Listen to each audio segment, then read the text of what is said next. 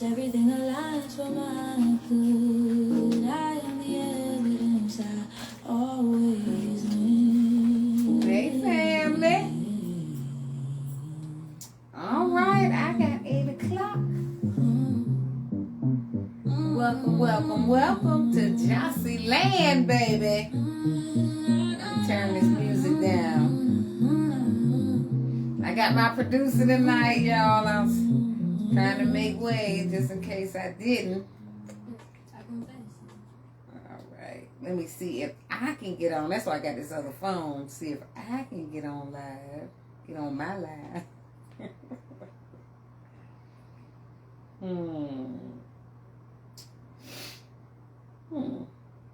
Can I get on my live?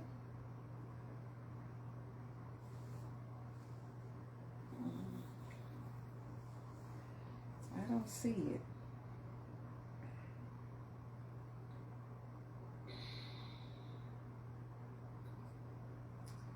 Okay, I thought this was a good idea. Do you know how to do that? To get on live from here? No. Okay, fam. Well, let's get started. Welcome, welcome, welcome. And if you are here for the first time, well, if you're here for the first time, welcome. If you are returning, welcome back to JAUSI Land. And I'm your girl, Jazzy J. And JAUSI stands for Jazz as You See It. And why? Because jazz is just like life. Jazz is not perfect. Jazz improvises. It adapts. It turns mistakes into masterpieces. When those regular patterns and then those chaotic and forceful notes come in, you know, they kind of throws everything off. Those unexpected notes. People, that's what happens when they come together and are infused together. It makes a melodious masterpiece sound. Harmonious. And that's just like life.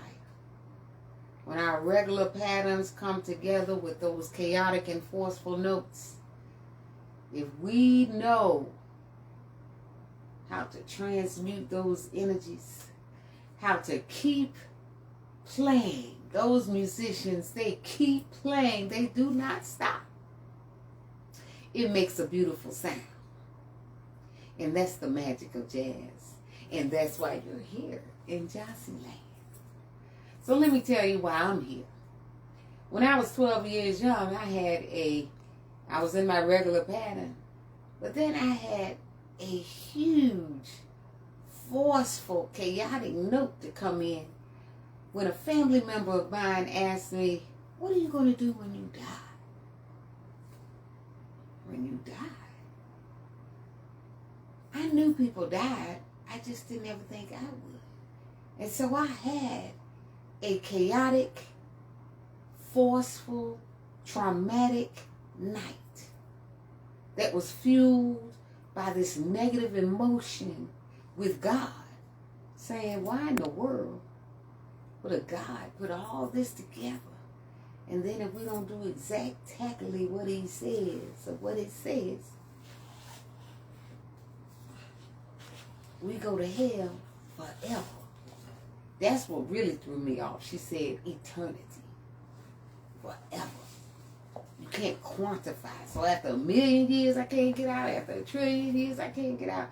So people, I paced the floor. I guess you would call it frustratingly prayed. Because I cussed and fussed all night long, asking God all of these questions. Why am I here? What does life mean? Why do you do all this and then send people to hell for eternity? But that morning, a feeling came over my body like liquid love exponentially multiplied by liquid peace, exponentially multiplied by liquid joy, exponentially multiplied by liquid gratitude and compassion. And oh, it was an amazing feeling.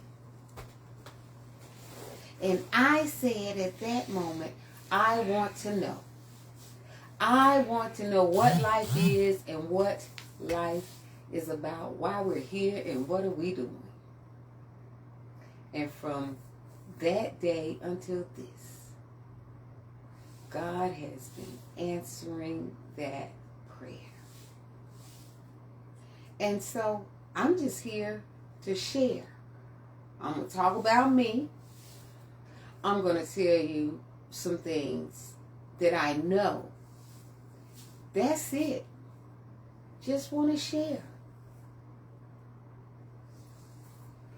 But I always start out, before I share, with the circumference of knowledge. Do you see okay? Now, inside of this space is everything that we trust, everything that we think we know, everything we have faith in, everything we believe. And most people live in this space. But I'm here to tell you, I'm going to be out here, outside of this space. And so, the title for tonight is, Why Your Triggers. I typed it. What did I say? Why your triggers, or is it why your traumas have you triggered? What is my title tonight? Did you see it? What is the title of it? Oh, why your triggers have you tripping. That's the title for tonight. So I'm going to focus on tonight why many of you will probably just pop on and pop off. You have to be seeking really this information that I'm sharing. And most people are not. They're not, just don't want to know. They just, well, let's talk about what they're on. Let's talk about how we work. Because that's a part of it. When we come here, we don't know anything as babies. We don't know anything. And as we're being trained up or raised, the concepts that I'm about to talk about, they're not shared for most people, I would say. And in my life, it was not shared with me. So the first thing is, as we talked about circumference of knowledge, your circumference of knowledge can expand and grow. But what happens is, as it grows, it's still space outside of your circumference of knowledge. And so the information that I'm about to share, Google it. Go research it for yourself. Because we're going to talk a little bit about how your brain works, your minds, and just how all of that comes together. Because nobody ever told me I have a conscious and a subconscious mind. This is things that I've learned over time. When I speak and I ask how many minds do you have, and I speak to a lot of young people, and they'll say one mind. And that's not true. You have two minds with the capacity to have three. So let's talk about that. And I hope these are in frame. Let's see.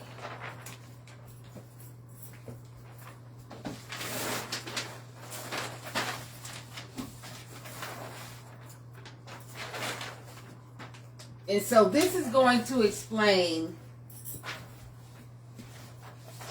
Oh, that's not going to fit on there.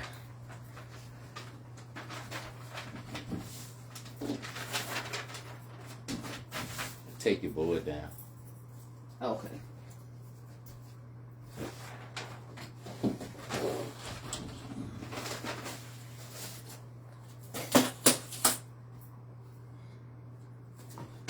Okay. We're going to talk about your mind and your brain. Okay? First of all, as this says, your brain and your mind, they're not equal.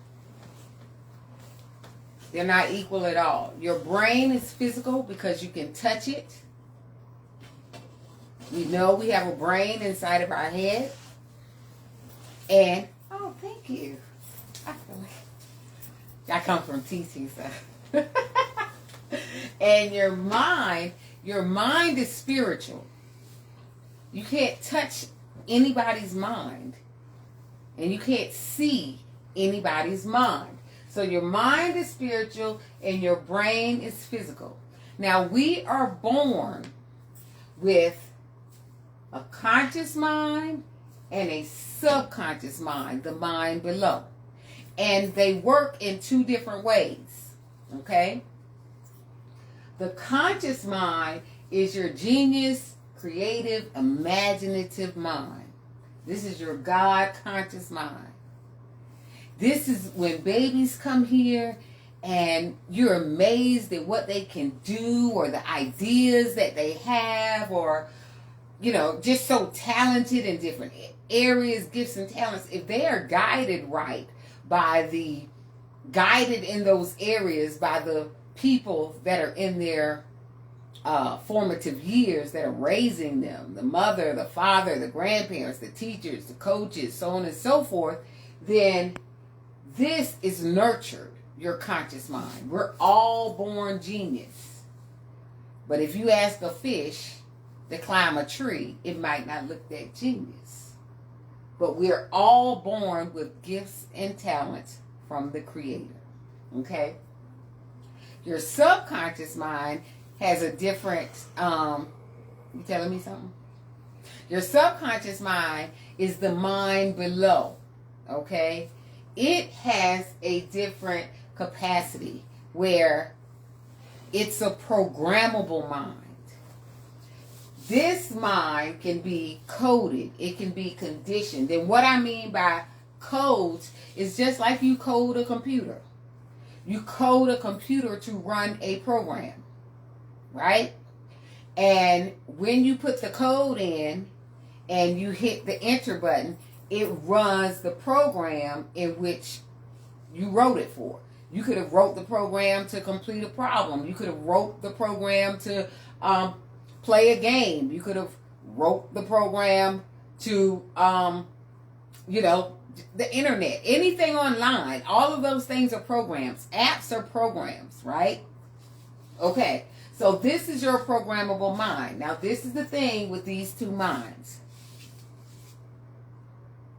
Most people, when they are born into a family, and this is the game of life. So when you're born as what I call a IPC. I stands for identity. You're given a family name. You're given an identity. We have to call you something. And then P is for persona, where you develop your personality, which governs your personal reality, which is your ego. And then C is a culture. You're born into a culture. All of these have codes. Your family has a code. You could be a family of educators. You could be a family of drug addicts. You could be a family of fornicators. Every family has codes, and then you develop a persona from the coding that your family gives you. And then every culture has codes. So I'm, as you can see, color-coded, black, female woman. I was told you have to be 10 times better than your white counterparts. You have to work hard. Black don't crack. You know, all of these are codes. These are culture codes. Go to school, get you a good education so you can get you a good job. That's a code. So we have all of these codes, and they're based on our culture. Okay? So, when you're being raised from an infant, codes are being embedded. And they're being embedded in several areas of your life. There are money codes. There are dreams and aspiration codes. You know, one code that money don't grow on trees. I ain't got no money for that. That was a code. It's codes of lack and scarcity, but those were codes that I was told, that I told to my children. Dreams and aspirations. You could be born into a family of attorneys, a family of doctors, but you want to be an artist. And they say, oh no, you're going to this school, you're going to do this, you're going to do that. That's a code. But your desire is to come here and produce art. But you're going to Yale or you're going to Harvard and you're going to be a lawyer and you're coming into the family business. That's a code. And then there are codes on spirituality, religion. If you were raised Christian, your God is Yeshua. If you were raised Muslim, Muhammad. If you were raised in a Buddhist tradition, you follow the teachings of Buddhists, so on and so forth. Religions are codes. And then health and wellness. You know, I'm the executive director of a nonprofit that promotes children's health because people eat certain things that aren't that healthy for them. And so we've talked to students before. I remember one young lady, I asked, did she eat broccoli? Oh, my people don't eat that stuff. We don't eat that stuff. I said, have you ever tried it? And she said, we don't eat that stuff. So that's a code of how you eat in your health. And I said, well, baby, try it. And then if you don't care for it, then say you don't care for it. But don't just say, I don't eat that because my people don't eat that. You might be missing out on the best vegetable that you've ever had. So health and wellness is a code. And then emotions. Emotional intelligence. Okay? Now that's the trigger. That's the trigger. Okay? We're going to talk about emotions. Energy in motion. That is the trigger. Because I'm going to trigger you tonight. And you're going to know why you're triggered. Anytime there's an emotion that comes up. And that's going to come back to the circumference of knowledge. On what you believe. Because it's right there in the word. If you believe the lie, the L-I-E, it stunts your expansion, your evolution, your elevation. Because you believe a certain thing. You can't do that. You can't be that. I heard Jay-Z say something in an interview one time. His uncle told him, you can't sell 1 million records.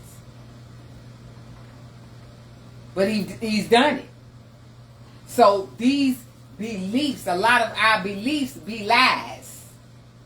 But because they were coded in our subconscious mind from the people that raised us, and you got people that say it right now, oh, my mama always said this, or my daddy always said this, my grandma always said this, or okay, and they could have been dead ass wrong. but you carry on the code. And you don't see it. You just get angry if somebody says something against you. You can't tell me that. That ain't like that.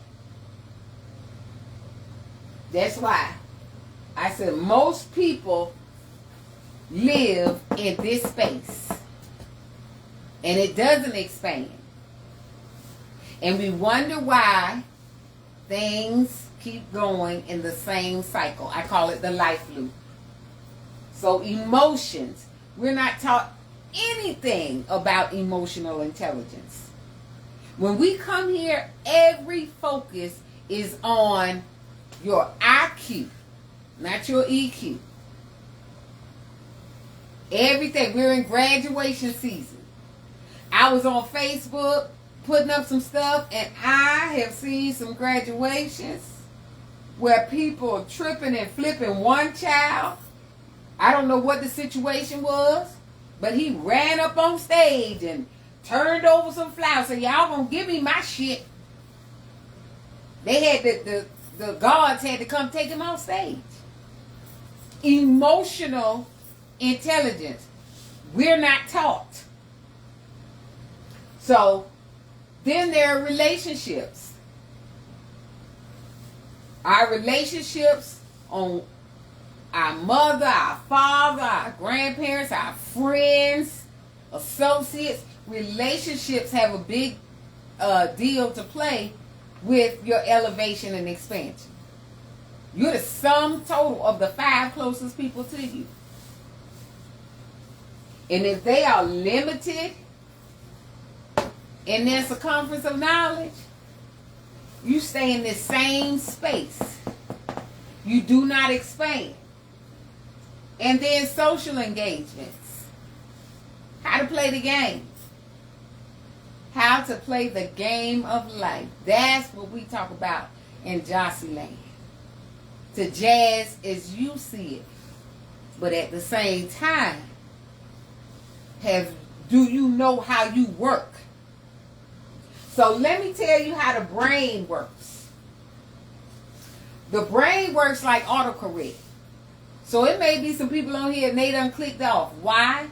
Because the things that I'm talking about, there's nothing, the neurological pathways in their brain has nothing to connect to. So the powers that be, they know all of this about you.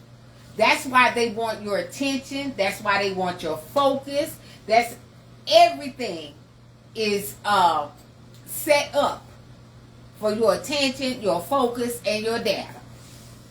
Everything. That's why you can click something on Facebook or go to a website. I've gone to a website on Google, and then I come on Facebook, and that they got an ad on my timeline. Because it's an algorithm. They want to know your data. They want to keep you scrolling. Not to find out anything about yourself, but to be looking at other people, comparing yourself to other people. The news. They know, and we'll get into this later, they know how your body functions. They want to keep you in fight or flight. They want to keep you afraid, because a fearful mind is a controllable mind. And they know this. So when people like me come out and are talking about what I'm talking about, you don't want to hear that. You want to know who playing in the Super Bowl and who playing in the basketball thing and the soccer. You want to know about all the sports and all the stars, and somebody got divorced and somebody got married, and what you think about this and what you think about that. They don't want you to know nothing about you. They want you to keep scrolling on past this. And they want your attention. See, where energy goes, attention flows. Or where attention goes, energy flows. Same thing. They want your attention. And they do not want your attention focused on you. To find out who you are. To know how you work. So, the brain. The brain has, when something comes outside of your circumference of knowledge, your brain goes to searching through neurological pathways, established embedded neurological pathways, to connect to something. But if it has nothing to connect to, it autocorrects. Just like on your phone, when you're texting somebody and you're spelling a word like you want to spell it.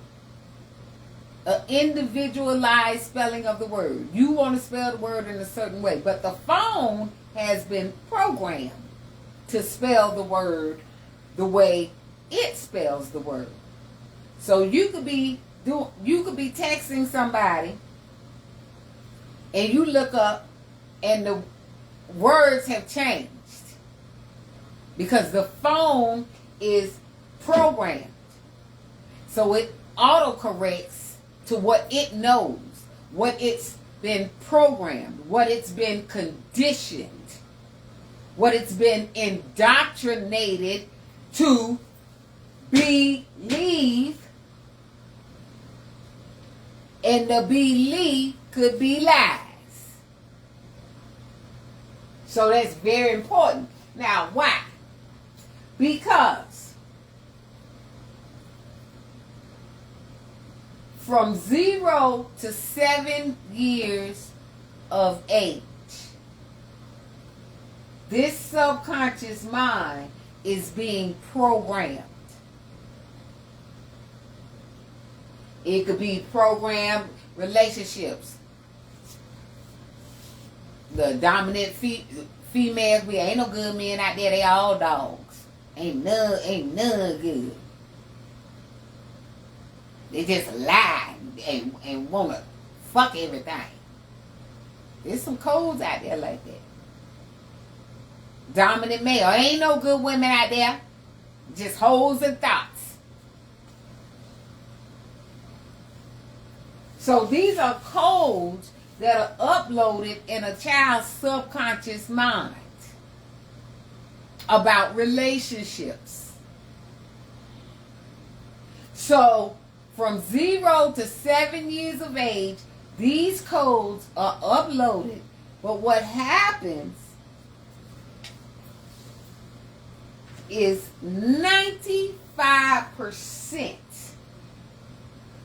of a person's thoughts, behaviors, actions, decisions come from the subconscious coded mind.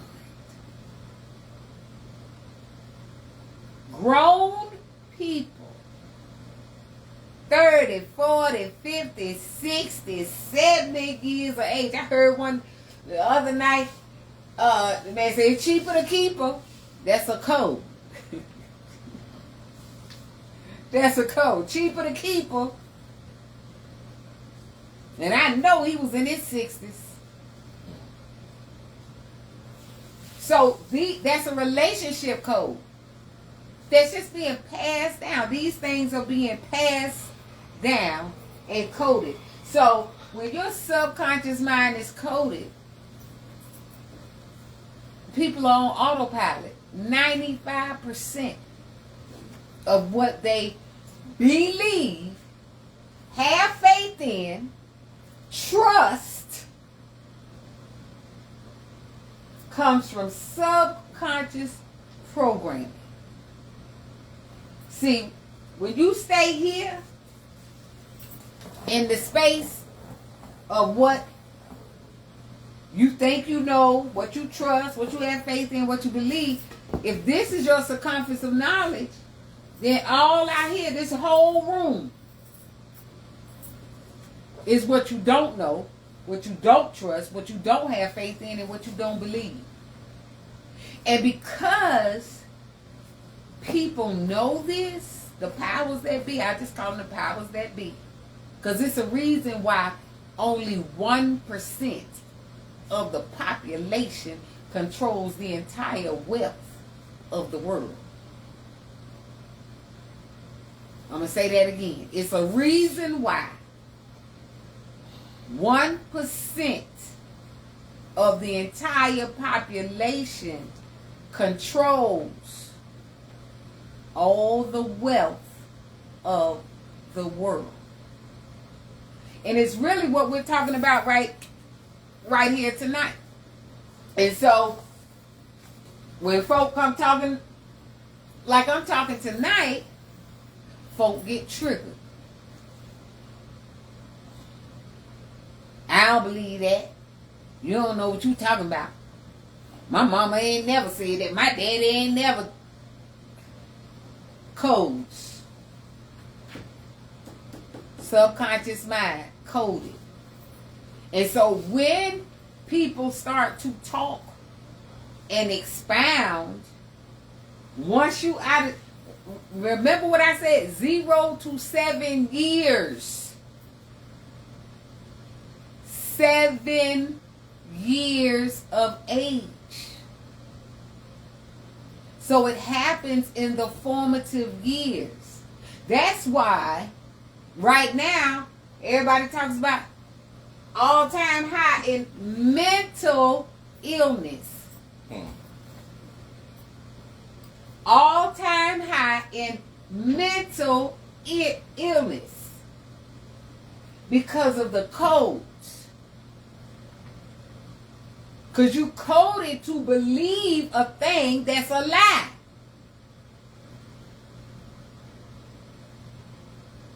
That's why triggers reveal traumas.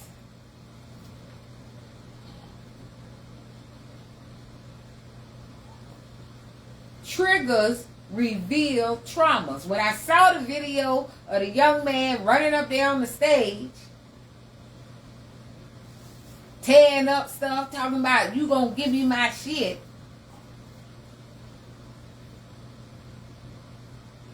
All I could think was,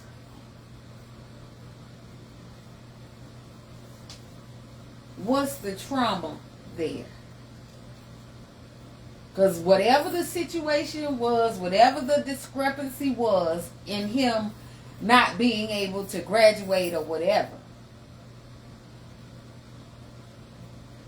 whoever was in his life, in his formative years, whatever codes were coded to his subconscious mind, revealed itself.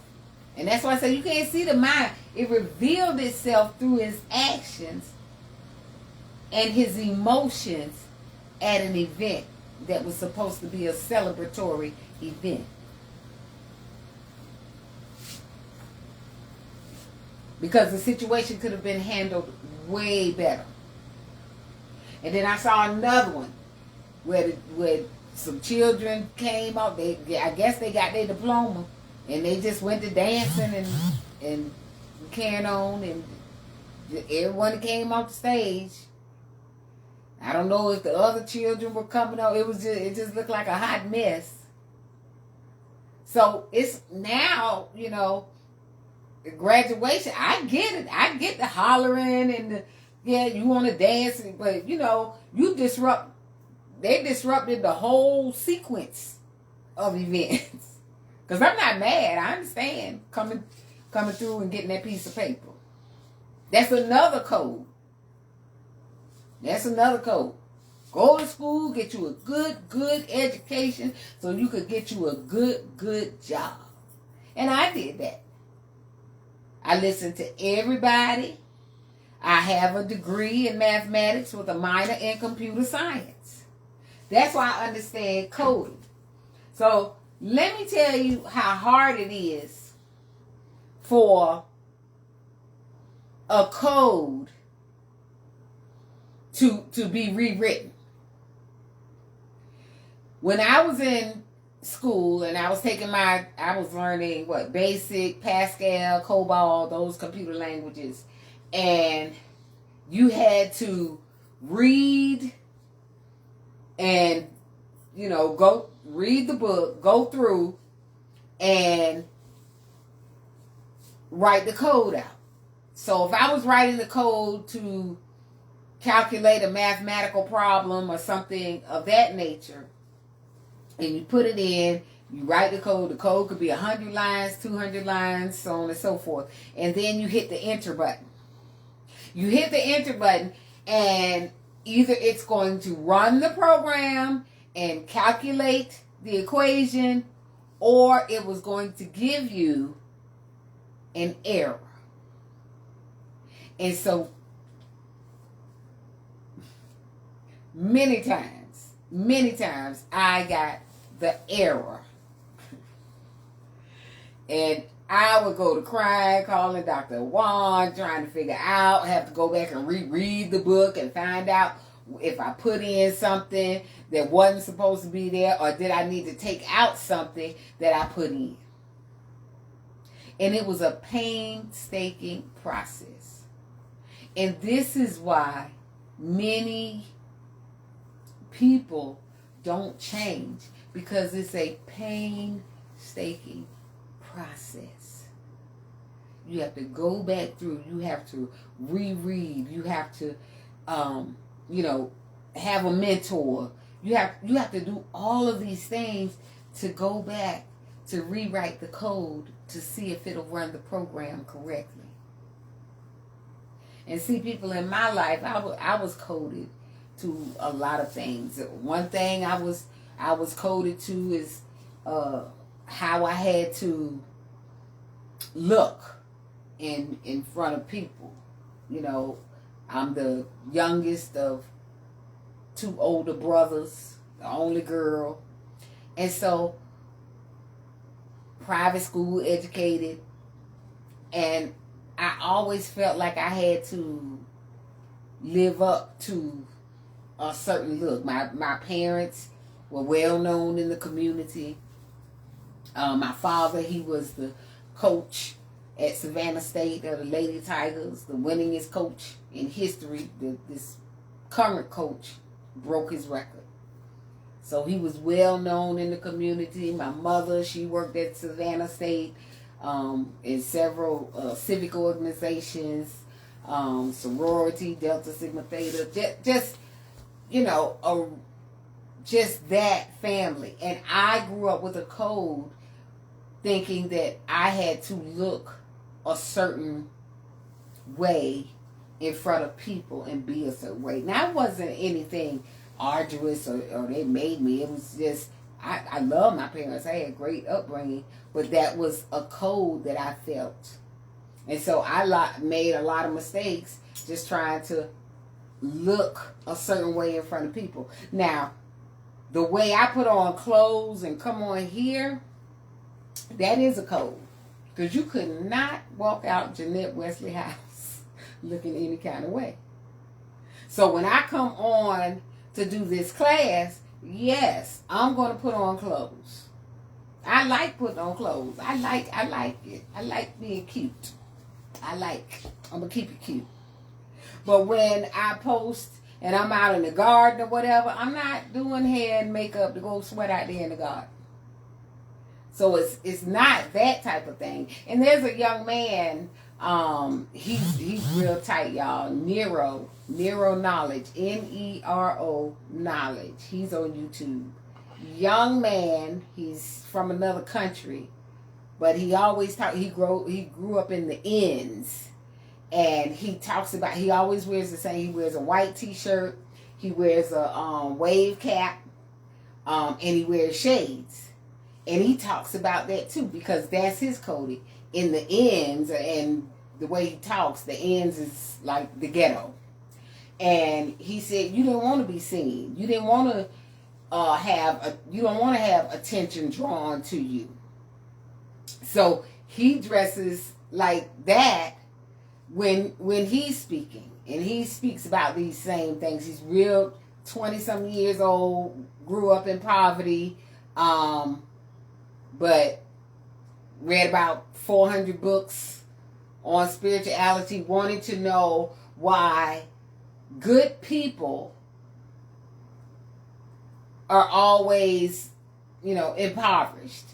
That was something he saw. He felt that as a child, that he could not help his mom. He felt a pressure from not being able to help his mom as a young child. That's a code. So we all have codes.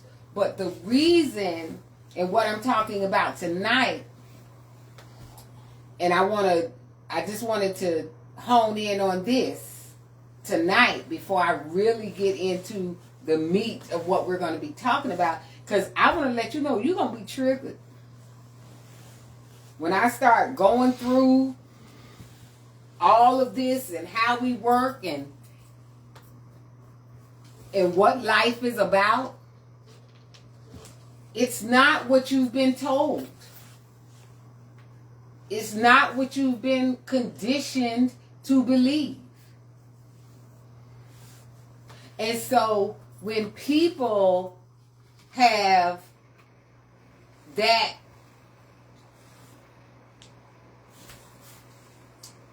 awakening,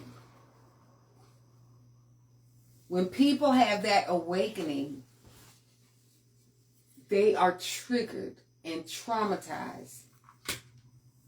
And then you have some people that just say, that ain't true. And they stay where they are. They stay right here. Operating 95% of their actions, behaviors, and thoughts being conditioned from their coding. Now, people can, some people can live happy lives, They look good on the outside. They have money. They got a good job. They driving a good car. They have their family, and they look good. But in here, they're unfulfilled, and they don't know where the emptiness is. They don't know why they're feeling that way. And that's what this is about. What is life truly about? It's like the fig tree that Yeshua walked up on, and he wanted fruit. He wanted some figs. And afar off, the fig tree looked beautiful and nourishing and all of this. But when he got up on it, there was no fruit. And so that's how a lot of people are living their lives. And they're afraid to say anything about it. I was afraid, years ago. Like, what you see now, this Janelle, this Jazzy J that you see now, I was afraid of the group think, what people gonna think. I just told you, that was a code. Thinking, when you're not resonating with what everybody's saying, what everybody's doing, I know I'm the odd man out, because people try to talk to me about sports and stuff like that. I don't know. I don't watch news. I don't watch sports a lot. I want to know about me. Why I'm here, what I'm supposed to be doing.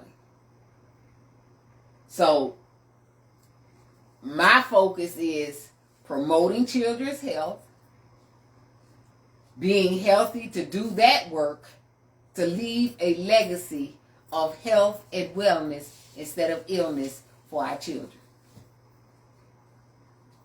That's what I focus on. And so, what a lot of people talk about, I don't talk about, and I don't have the conversation to have it. Now, a while back, that would have been uncomfortable, but now it's not. It's just like a code. It's a code to me. I hear codes when people talk. So the reasons that we're here is because the work to rewrite the code it's a hard task.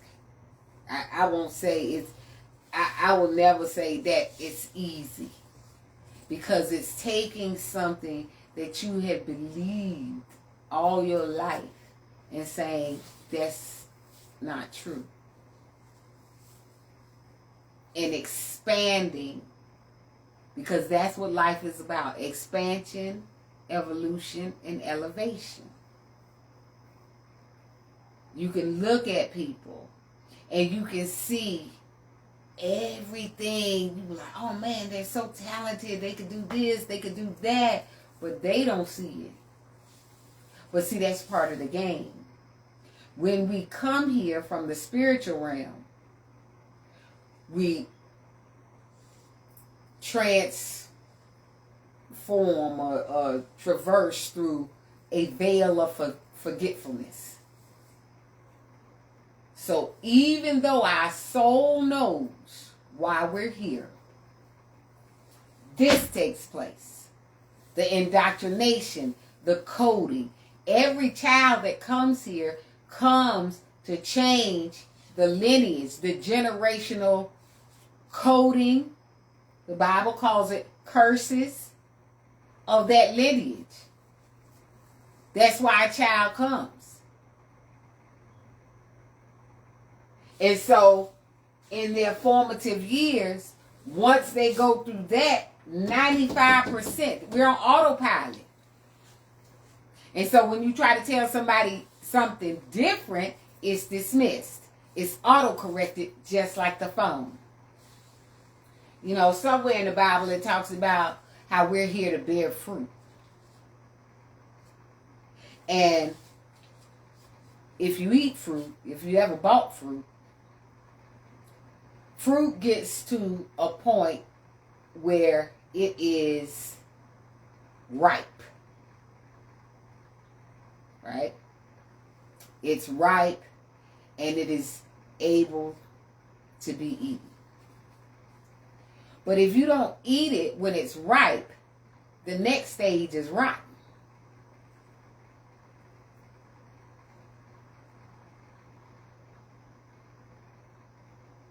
I'm going to say that again. If you don't eat it when it's ripe, the next stage is rotten. So if we are here to bear fruit, and more abundantly, then we are to never be in a stage of ripeness, or remain in a stage of ripeness and not stay in this space. This is to expand. Your circumference of knowledge should expand, should evolve, should elevate. Because the next stage, once nobody can tell you nothing, you rotten. The fruit is rotten. It gets mold on it, and fruit flies start coming, and all of these things. So I'm saying that to say, everything that I'm going to be talking about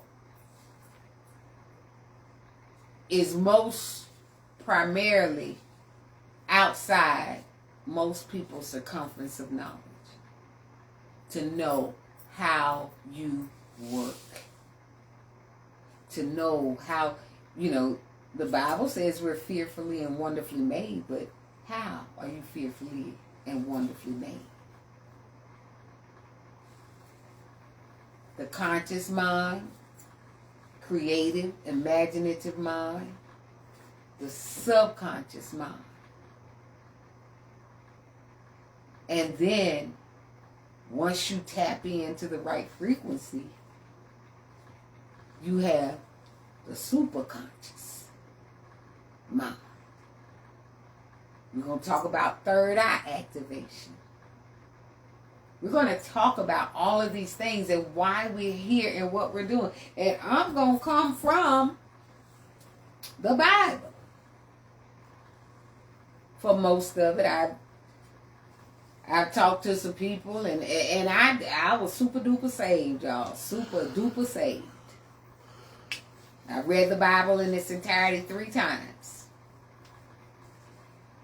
But there's an esoteric reading of the Bible that is not shared. The truth is there, but it's how it's being delivered. And how it's being delivered is in a way of control and to keep people under control. But when you know who you are, you're sovereign. You are a sovereign, autonomous being. But when we get coded here and we operate out of our subconscious programming, we diminish ourselves from human beings to being human bots. And depending on how detrimental the programming is, you could diminish even further to be a human creature.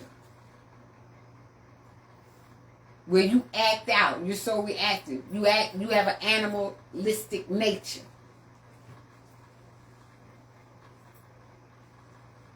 And think about it, people.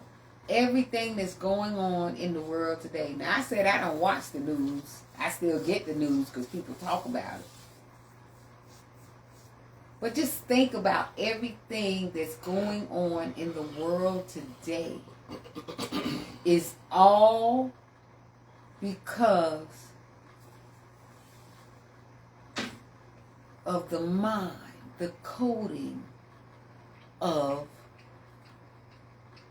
leadership.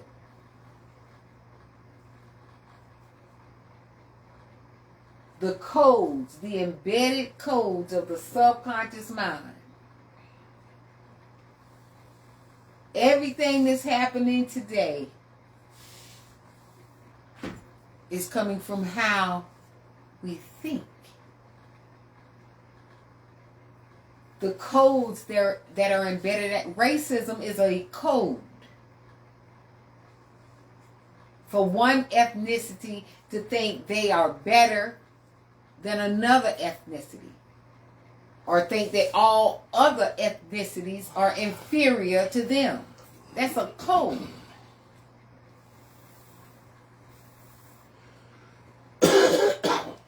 So we're going to be talking about why triggers reveal traumas. And they have you tripping. Because you can see what's going on in our world today. People are tripping and flipping because of subconscious programming.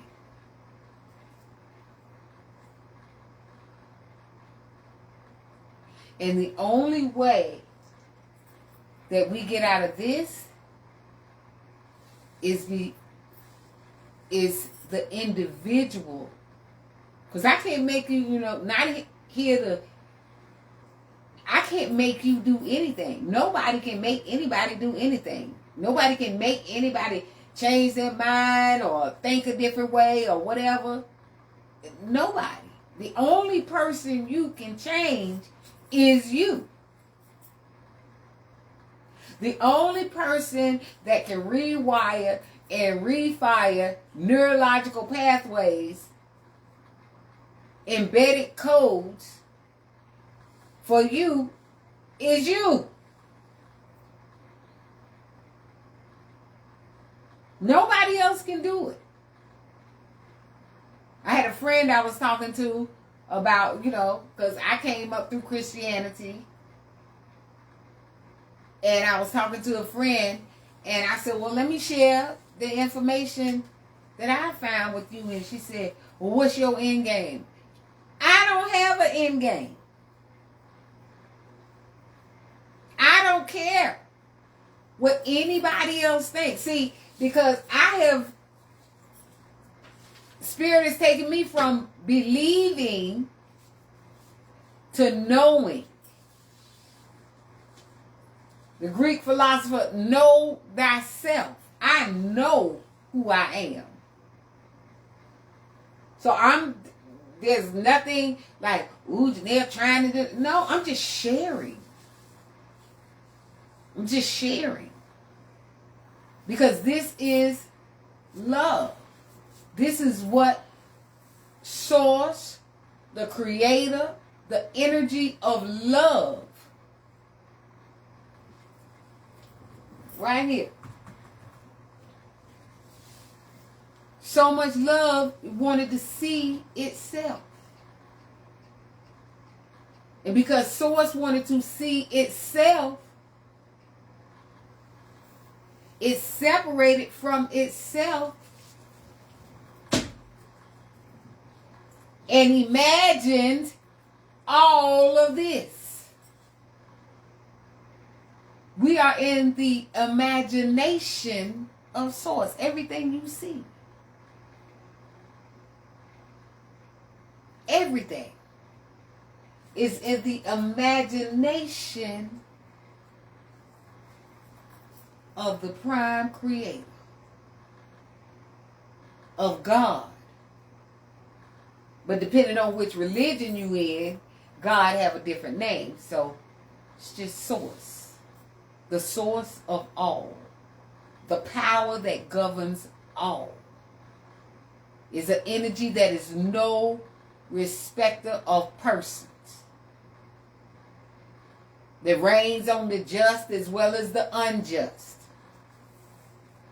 We're going to get into it. They said, don't eat off the tree of the knowledge of good and evil because you don't know it. You think you do on how it's preached. But the greatest commandment is the one Yeshua said. Treat your neighbor as yourself. Because we're all fractal energies of the same source, God. So I have been told that my time is up. I will see you all here next week. And know that when you get that feeling, or when you feel triggered, and you want to go to tripping, take anything I say and Google it for yourself. Because the knowledge that I'm going to be dropping is ancient. It's not new. We have just gotten away from it. So Google it. Anytime. Even your Bible says, study to show thyself approved. And let me say this. If you base it, Billy Carson says this all the time. That's another brother y'all should check out. But he says this all the time. If you base your whole existence on one book, you best know every single thing about that book. So the King James Bible, politicized, revised Bible, know everything about it. Do some research on King James and know who he was. Find out who the Nicene Council is. Find out how many Bibles predate this Bible. The Emerald Tablets, the Kabbalion. There's several ancient texts. But if we keep staying in the life loop, running on autopilot, 95% programmed. Nothing changes. We stay in the life loop. So with that, people, this has been your girl Jazzy J, and this has been a Jazzy J PSA. And I say, jazz love, jazz do it. Jazz on the journey. And always, and I do mean always, remember in life to jazz as you see it, loves. Mwah!